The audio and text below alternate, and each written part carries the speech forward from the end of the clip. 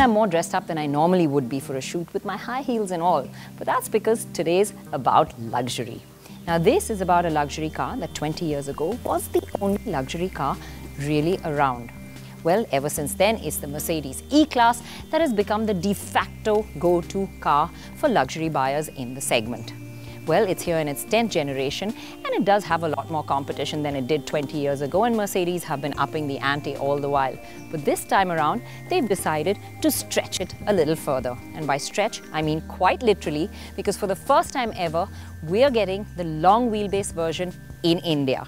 Now, at this point, I would normally get into the front seat and drive, but what I'm going to do is enjoy the lap of luxury in the back seat and get Shapur to drive me around Goa.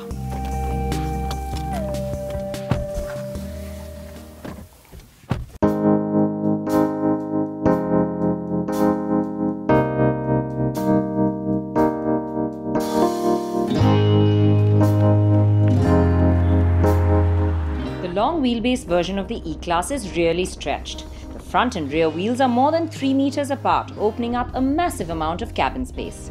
Though the overall length is only 184 millimeters longer than the previous E-Class, the wheelbase is a generous 205 millimeters more than before. The top of the line 350D also gets air suspension all around to keep its passengers in cushy comfort. Now get into this back seat, and the amount of space that the long wheelbase opens up is very apparent. There's a huge amount of legroom over here. I can actually do my morning stretch exercises really comfortably. Pilar is on the way to work, but I may not be the ideal depiction since I'm short for this back seat, but trust me, even Shaquille O'Neal would be comfortable over here. There's just ample amount of legroom for the tallest of people.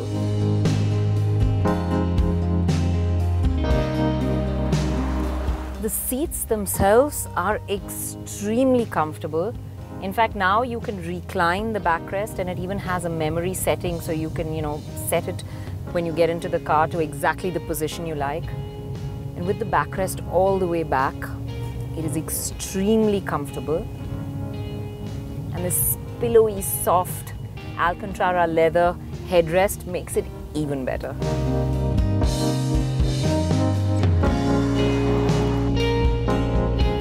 A lot of convenience features in this back seat too to make you comfortable. There's a nice rubber scooped out area where you can keep things so that they don't slide around. There's a pocket for your phone. There's storage area over here. There's a USB port, and I get buttons to control pretty much everything. I can control my side blind. I can control the rear sun blind. I can open or close the panoramic sunroof.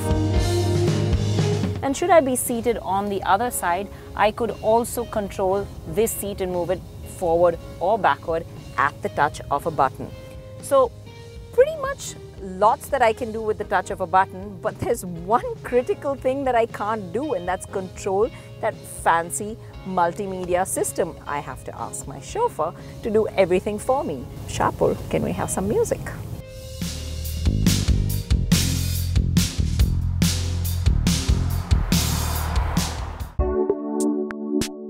So there is no remote for the rear seat passenger, and there are no cup holders as well.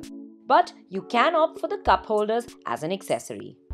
However, you do get illuminated vanity mirrors integrated into the roof, a 64-color ambient lighting system with separate controls for front and rear zones, and a 3-zone climate control system with 4 vents at the rear and 6 on the dashboard.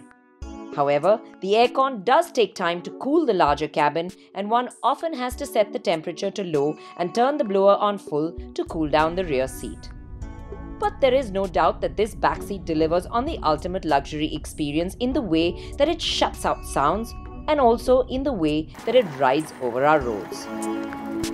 Set in comfort mode and at low speeds, it just glides over surfaces, the air suspension working away silently, making you feel like you're floating on a cushion of air.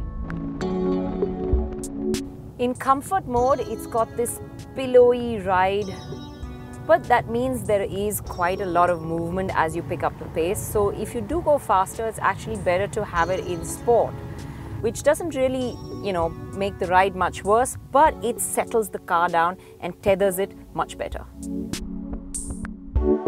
Even in sport mode, the ride quality is better than most, and it does a great job of making the Indian roads feel like autobahns. The backseat experience is truly a luxurious one, and with the levels of space and comfort it opens up, there's no doubt it's the best in the business. Well, that's me really comfortable in the back seat, being chauffeured around for the day. But Shapur, since you're doing the duty, let's hear from you how it is to drive this car, this all-new E. Now, the first thing you realize as soon as you get behind the wheel of this car is that the long wheelbase gives it tremendous stability. And what also helps is that the car is so beautifully encapsulated, it's so silent, it really does mask the speed beautifully.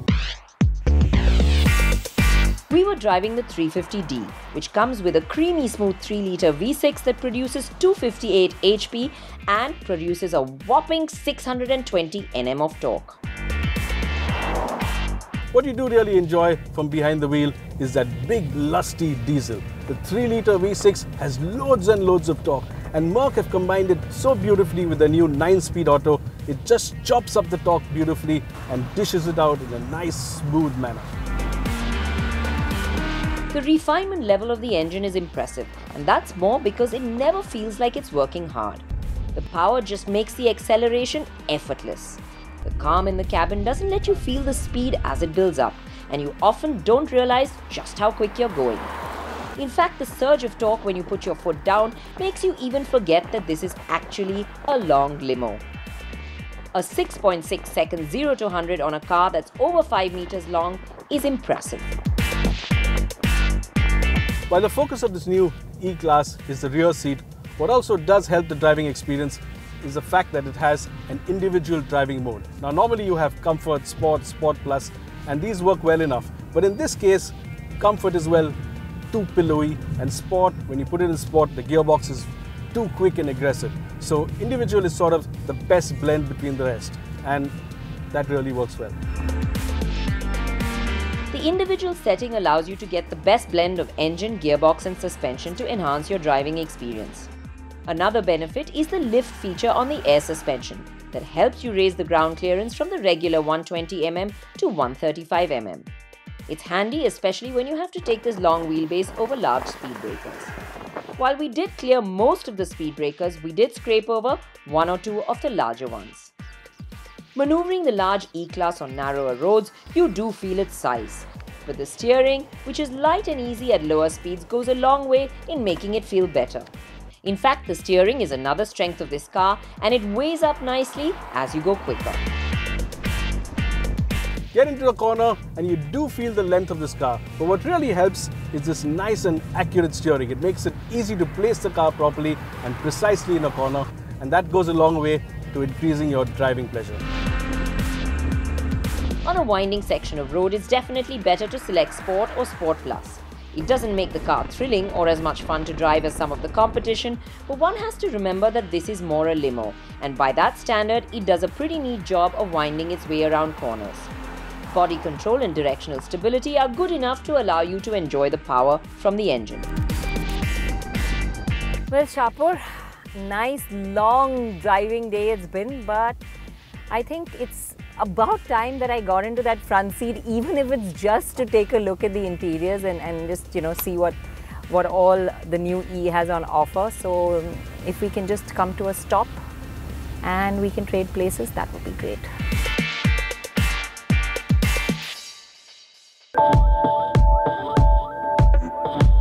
Well, finally, I'm in the driver's seat. If at all, is only to take a look at the interior of the car. I have to say that it is really nice. It's quite uniquely different because there's this glossy black console that sort of stretches across the dials. And of course, there's this huge 12.3-inch multimedia display. I've now linked it to my phone, which you can connect so you can have Android Auto or Apple CarPlay. But the thing is, it's not touchscreen. You have to use everything via the dials or the buttons or the swipe buttons on your steering wheel. Yes, the steering wheel does have these innovative new sort of touch controls. That's something different, but it'll take a little getting used to use them. And of course, there is this really premium looking, nice, good quality interior. Every bit luxury that you want. walk around the car and it's the extra length that gets you first. It looks regal, classy and sophisticated, all rolled into one. The design isn't path-breaking and the family familiarity is so much that apart from its size, it's hard to tell it apart from its siblings, the S and the C. The all-LED lights are also a link to the previous gen car, and the sporty grille up front provides continuity too. The headlight pods, however, are recessed and placed below the hood line, and the sporty chin gives this new E a youthful appeal. Follow the lines of the car all the way to the rear and it looks handsome in a big-boned way. The bonnet is long and there's a distinct ridge that runs through the door handles all the way to the rear. And what's clear is that the 3-meter plus wheelbase and the new rear quarter glass make it look like a baby Maybach. Notice how the base of the C-pillar is finished in a band of thick and luscious chrome. The rear has encrusted LED tail lights that make it recognizable as the new E. It also sits on 17-inch wheels which are run flats, and you get a space saver in the boot, but it's strapped in and eats a bit into the boot space.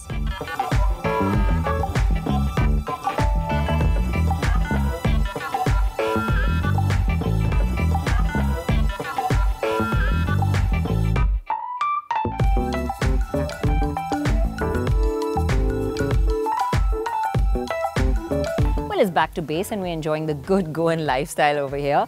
It's been a nice drive out and there's no doubt about it, the biggest talking point about this car is that luxurious back seat. The long wheelbase has made all the difference. We did miss a few things over there, but there's no doubting that it is the best back seat in the segment, and of course there is that fantastic ride quality. So if it's luxury you're after, it definitely does the job perfectly. But that's from the back seat, Shapur. You were driving the car. Yeah, so there are two sides to this car. There's of course a weekday car, the E-Class. In the weekday, you sit in the back, you're comfortable, you have all your stuff around you. And then there's the weekend. There's the fun of driving the car. And this car delivers in this area as well. It's got a nice big powerful V6 diesel under the hood. It's got a super new 9-speed gearbox that chops out the power beautifully. It's got a nice accurate steering. All in all, a good fun to drive package. Well, so back seat or behind the wheel, the E-Class definitely does the job. So Mercedes have stretched this. They have taken luxury a sub-segment higher, we could say. But the thing is, you're going to have to stretch your budget too to get this level of luxury.